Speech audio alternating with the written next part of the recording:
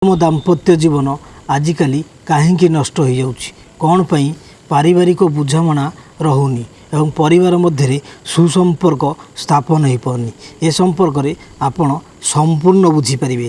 ଯେଉଁମାନେ ଭିଡ଼ିଓଟିକୁ ଦେଖିବା ପାଇଁ ଆସିଛନ୍ତି ଏବଂ ଜାଣିବା ପାଇଁ ଆସିଛନ୍ତି, ଭିଡ଼ିଓଟିକୁ ଶେଷ ପର୍ଯ୍ୟନ୍ତ ଦେଖିଲେ ଆପଣ ସବୁ କଥାର ଗୋଟିଏ ଗୋଟିଏ ଅର୍ଥ ବୁଝିପାରିବେ। ଭିଡ଼ିଓଟିକୁ ଅଧାରୁ ଜମା କାଟନ୍ତୁ ନାହିଁ, କାରଣ ବିଷୟବସ୍ତୁ ଆଜିକ ସମାଜ ପାଇଁ ଅତ୍ୟନ୍ତ ଗୁରୁତ୍ୱପୂର୍ଣ୍ଣ ଏବଂ ଉତ୍ତମ ଦାମ୍ପତ୍ୟ ଜୀବନ, ଗୋଟେ ସୁଖ ପାରିବାରିକ ଜୀବନ କିପରି ଅତିବାହିତ କରିବା, ଏହା ଗୋଟିଏ ବହୁମୂଲ୍ୟ ଶିକ୍ଷା। ହଁ ଦର୍ଶକ ବନ୍ଧୁ, ଅନେକ ଶିକ୍ଷା ପରି ଉତ୍ତମ ଦାମ୍ପତ୍ୟ ଜୀବନ ମଧ୍ୟ ଏକ ଶିକ୍ଷା, କାରଣ ଏହା ସମାଜ ପାଇଁ ଅନେକ ଗୁରୁତ୍ୱ ରହିଛି। କାରଣ ଅନେକ ଘଟଣା ଭିତରୁ ପାରିବାରିକ ଘଟଣା ମଧ୍ୟ ଗୋଟିଏ ଅନ୍ୟତମ। କାରଣ ପାରିବାରିକ ସମସ୍ୟା ଯୋଗୁଁ ଆମର ମାନସିକ ଅଶାନ୍ତି ସୃଷ୍ଟି ହୁଏ ଏବଂ ମାନସିକ ଅଶାନ୍ତି ଯୋଗୁଁ ଆମର ସୁଖ ସବୁ ନଷ୍ଟ ହୋଇଯାଏ। ତେଣୁ ଆମେ ଆମର ସମସ୍ତ ସୁଖକୁ ଫେରାଇ ଆଣିବା ପାଇଁ ହେଲେ ଆମକୁ ପାରିବାରିକ ଶାନ୍ତିର ଆବଶ୍ୟକତା ଅଛି। ଦିନେ ସମୟ ଥିଲା ଯେତେବେଳେ ପରିବାରରେ ଅଭାବ ଅସୁବିଧା ଏବଂ ଅନେକ ସମସ୍ୟା ଥିଲା, କିନ୍ତୁ ପରିବାରରେ ଗୋଟିଏ ସୁଖଦ ପାରିବାରିକ ଜୀବନ ଥିଲା ଏବଂ ପରିବାର ପ୍ରତ୍ୟେକ ସଦସ୍ୟମାନେ ଅଭାବ ଅସୁବିଧା ସତ୍ତ୍ୱେ ଏକାଠି ରହୁଥିଲେ ଏବଂ ସେମାନଙ୍କ ଭିତରେ ବୁଝାମଣା ଥିଲା, ପ୍ରତ୍ୟେକ ସମସ୍ୟାକୁ ଏକାଠି ସାମ୍ନା କରୁଥିଲେ। କିନ୍ତୁ ବର୍ତ୍ତମାନ ଆଧୁନିକ ସମାଜରେ ସେ କଥା ଆଉ ନାହିଁ। ଧୀରେ ଧୀରେ ପାରିବାରିକ ଜୀବନ କଳୁଷିତ ହୋଇଯାଉଛି ଏବଂ ଗୋଟେ ଉତ୍ତମ ଦାମ୍ପତ୍ୟ ଜୀବନ ନଷ୍ଟ ହୋଇଯାଉଛି। ଏହା ଯୋଗୁଁ ଅନେକ ଲୋକ ମଧ୍ୟ ବଳି ପଡ଼ିଯାଉଛନ୍ତି। ତେଣୁକରି ଉତ୍ତମ ଦାମ୍ପତ୍ୟ ଶିକ୍ଷା ଏ ସମାଜ ପାଇଁ ବହୁତ ଆବଶ୍ୟକ ହୋଇଯାଇଛି। ଏ ସମ୍ପର୍କରେ ଆମେ ଜାଣିବା, କାରଣ ଏ ଉତ୍ତମ ଦାମ୍ପତ୍ୟ ଜୀବନ ନଷ୍ଟ ହେବାର ଅନେକ କାରଣ ରହିଛି। ତା ଭିତରୁ ଆମେ ମାତ୍ର 4ଟି କାରଣକୁ ଆଲୋଚନା କରିବା ଏବଂ ସମ୍ପୂର୍ଣ୍ଣ ବିଶ୍ଳେଷଣ କରିବା। ପ୍ରଥମ କାରଣ ହେଲା ଆମର ଶିକ୍ଷା ସହିତ ସଂସ୍କାରର ବୃଦ୍ଧି ହେଉନି। ଆମର ସଂସ୍କାର ଧୀରେ ଧୀରେ ଅବନତି ହେଉଛି। ଆମେ ଶିକ୍ଷାକୁ ବୃଦ୍ଧି କରୁଛୁ, ସଂସ୍କାରକୁ ଅବନତି କରୁଛୁ, ପ୍ରଥମ କାରଣ। ଦ୍ୱିତୀୟ କାରଣ ଆଧୁନିକତାର ଅପବ୍ୟବହାର। ଆମେ ଆଧୁନିକତାକୁ ଅପବ୍ୟବହାର କରୁଛୁ। ଏବଂ ଆଉ ଗୋଟିଏ କାରଣ ହେଲା ସମ୍ପର୍କର ମୂଲ୍ୟ ଏବଂ ଗଭୀରତାର ଅଭାବ। ସମ୍ପର୍କର ମୂଲ୍ୟ ବୁଝୁନୁ ଏବଂ ତା ଭିତରେ ସମ୍ପର୍କର ଗଭୀରତାକୁ ଆମେ ବୁଝିପାରୁନୁ। ଏବଂ ଚତୁର୍ଥ କାରଣ ହେଲା ଧୈର୍ଯ୍ୟ। ଏବଂ ଏହି 4ଟି ମୁଖ୍ୟ କାରଣ। ଆମର ଅନେକ କାରଣ ଭିତରୁ ଏ 4ଟିକୁ ଆମେ ସମ୍ପୂର୍ଣ୍ଣ ଭାବରେ ବିଶ୍ଳେଷଣ କରିବା। ଶିକ୍ଷା ଓ ସଂସ୍କାରର ଅବନତି। ଆମେ ଧୀରେ ଧୀରେ ଶିକ୍ଷା ଦିଗରେ ଉନ୍ନତ ହେଉଛୁ, କିନ୍ତୁ ଆମ ସଂସ୍କାରର ଅବନତି ଘଟୁଛି। ସଂସ୍କାର ଅର୍ଥ କ'ଣ? ଆମ ବ୍ୟବହାର, ଚାଲିଚଳଣି ଏବଂ ଆମର ପ୍ରତ୍ୟେକ କାର୍ଯ୍ୟଭଙ୍ଗୀକୁ ଆମେ ନିୟନ୍ତ୍ରଣରେ ରଖିବା ଏବଂ ଯାହାଦ୍ୱାରା ଆମେ ସମାଜରେ ଗୋଟିଏ ଭଲ ବ୍ୟକ୍ତି ଭାବରେ ପରିଚିତ ହୋଇପାରିବା। କେବଳ ଶିକ୍ଷା ଆମକୁ ସମାଜରେ ଆଗକୁ ନେଇପାରିବନି। ଆମକୁ ସମାଜରେ ଶିକ୍ଷା ସହିତ ସଂସ୍କାରକୁ ଯୁକ୍ତ କଲେ ଆମେ ସମାଜରେ ଆଗକୁ ଯାଇପାରିବା। ତେଣୁ ଆମେ ଶିକ୍ଷାକୁ ପ୍ରାଧାନ୍ୟ ଦେବା ସହିତ ସଂସ୍କାରକୁ ପ୍ରାଧାନ୍ୟ ଦେବା ଏବଂ ସଂସ୍କାରକୁ ପ୍ରାଧାନ୍ୟ ଆମେ ଯଦି ଦେବା, ତେବେ ଆମେ ଆମ ସଂସ୍କୃତିକୁ ପ୍ରାଧାନ୍ୟ ଦେବା।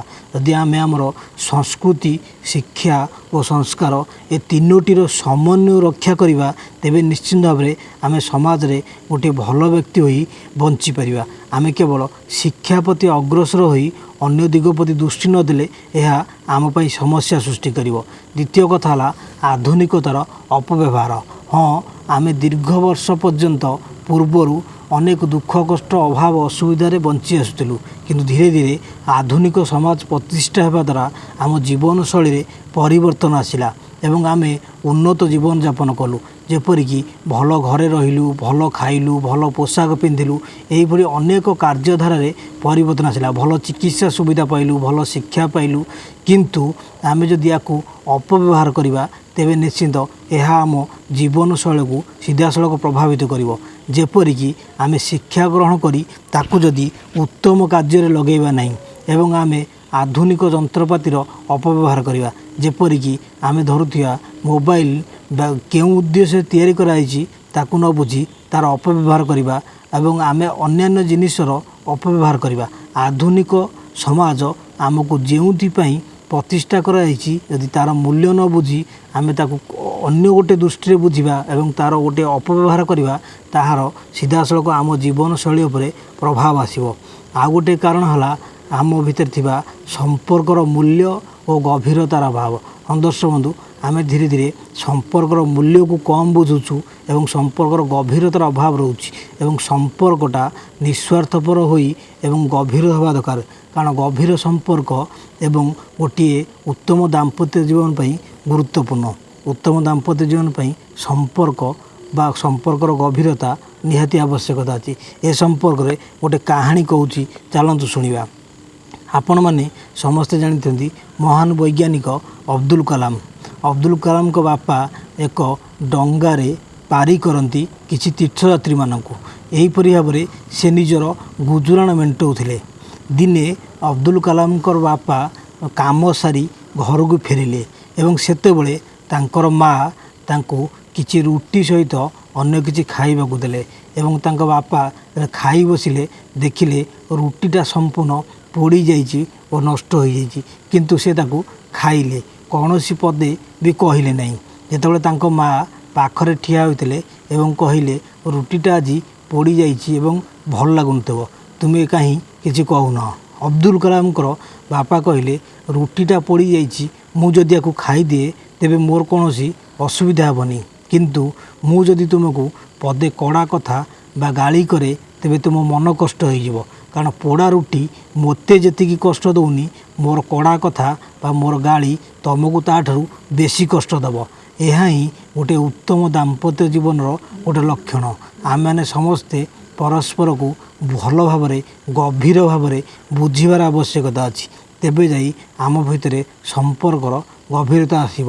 ଆମେ କେବଳ ବାହ୍ୟ ବ୍ୟବହାର ନୁହେଁ, ଆମେ ଆଭ୍ୟନ୍ତରୀଣ ବିଚାରକୁ ବିକଶିତ କରିବାର ଆବଶ୍ୟକତା ଅଛି।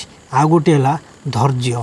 ଆମ ଭିତରେ ଯଦି ଧୈର୍ଯ୍ୟ ନାହିଁ, କାରଣ ପ୍ରତ୍ୟେକ ଜୀବନରେ ସମସ୍ୟା ଅଛି। ସମସ୍ୟା ଗୋଟିଏ ସୁଯୋଗ ହୋଇଥାଏ ଏବଂ ଯାହା ସମସ୍ତଙ୍କୁ ପରୀକ୍ଷା କରିଥାଏ। ଯେଉଁମାନେ ଧୈର୍ଯ୍ୟର ସହିତ ସମସ୍ୟାକୁ ସାମ୍ନା କରନ୍ତି ସେମାନେ ହିଁ ଜୀବନ ଯୁଦ୍ଧରେ ଜିତିଯାଆନ୍ତି। ଯେଉଁମାନେ ସମସ୍ୟାକୁ ଡରି ଯାଆନ୍ତି ଏବଂ ପଳାୟନ କରନ୍ତି ସେମାନେ ସମ୍ପୂର୍ଣ୍ଣ ଭାବେ ଏ ଯୁଦ୍ଧରୁ ଅବସର ନେଇଯାଆନ୍ତି ବା ଜୀବନ ଯୁଦ୍ଧ ତାଙ୍କ ପାଇଁ ଗୋଟେ କଷ୍ଟ ହୋଇଯାଏ। ତେଣୁକରି ଆମର ଧୈର୍ଯ୍ୟର ସହିତ ସମସ୍ୟାକୁ କିପରି ସମାଧାନ କରିବା, ଏ ସମ୍ପର୍କରେ ଜ୍ଞାନ ବୃଦ୍ଧି କରିବାର ଆବଶ୍ୟକତା ଅଛି। ହଁ ଦର୍ଶକ ବନ୍ଧୁ, ଏ ସମ୍ପର୍କରେ ଆହୁରି ଅନେକ କଥା ଅଛି। ସମ୍ପୂର୍ଣ୍ଣ କଥାକୁ ଗୋଟିଏ ଭିଡ଼ିଓରେ କହିବା ସମ୍ଭବ ହେଉନି। ଯଦି ଆପଣଙ୍କୁ ଭଲ ଲାଗୁଛି ତେବେ କମେଣ୍ଟ କରନ୍ତୁ। ଆଉ ଗୋଟିଏ ଭିଡ଼ିଓରେ ନିଶ୍ଚିନ୍ତ ଏ ବିଷୟରେ ସମ୍ପୂର୍ଣ୍ଣ ଭାବରେ ବିସ୍ତୃତ ଭାବରେ ଆଲୋଚନା କରାଯିବ। ଜୟ ଜଗନ୍ନାଥ।